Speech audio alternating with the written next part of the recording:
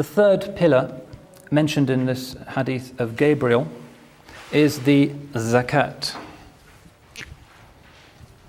Quite easy to remember these two since they rhyme, often coupled in the Quran. This is a kind of religious tithe.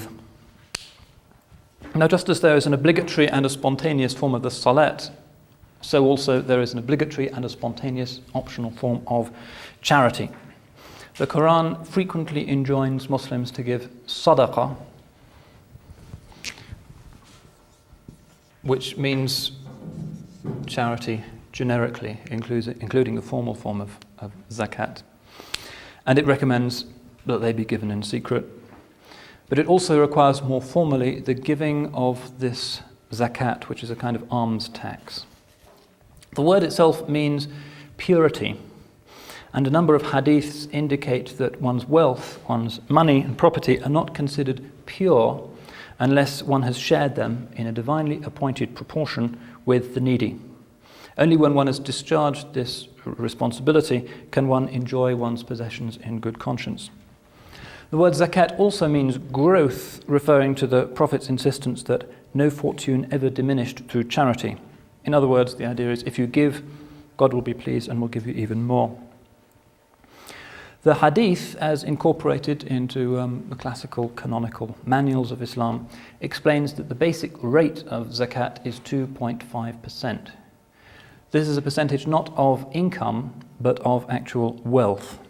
In other words, at the end of each year, every Muslim has to tot up the value of whatever assets he owns, whether in cash or other forms of assets, and pay a 40th to charity.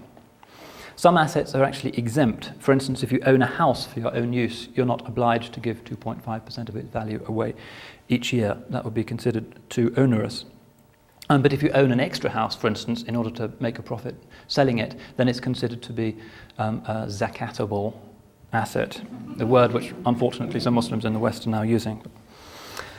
Quite convenient, perhaps.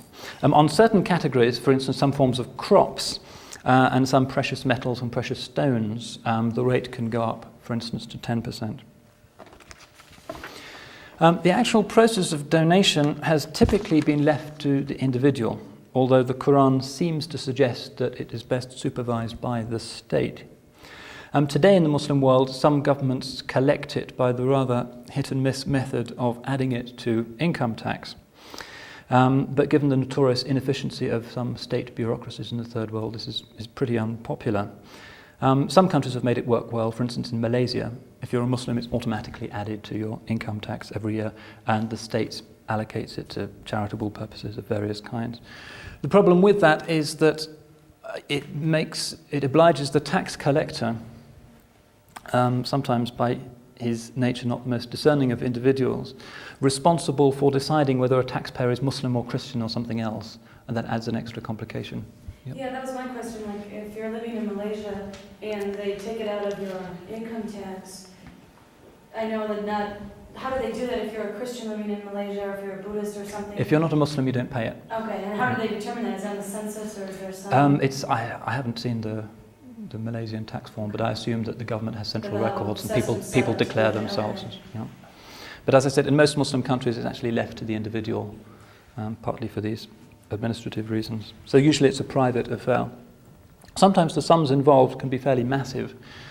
The Sultan of Brunei, for instance, who is reputed to be the richest man in the world, even outgunning Bill Gates, is reputed to pay $600 million a year in zakat. And he does do at least some of that, because when I was doing relief work in Bosnia, I would see the Bruneians, even though it's a tiny state, actually dishing out a lot of relief effort. And they do humanitarian educational projects amongst Muslims, particularly in places like England. In England, it's been calculated that the total zakat payable by the Muslim community is about £700 million. Most of this goes as remittances to family members. It's permissible, even encouraged, to start with the poor in your own family. So this will go as remittances back to poor relations in Pakistan or Bangladesh. I'm sure the same kind of thing happens in the States. There are also Muslim charities which accept zakat. Many mosques in the West have their own zakat funds, you'll see a large chest with a slit in it in the mosque where people drop their checks or their cash. And needy individuals can apply to the mosque administration for a handout from those funds. That's really all I think I need to say about the zakat. It's fairly self-explanatory.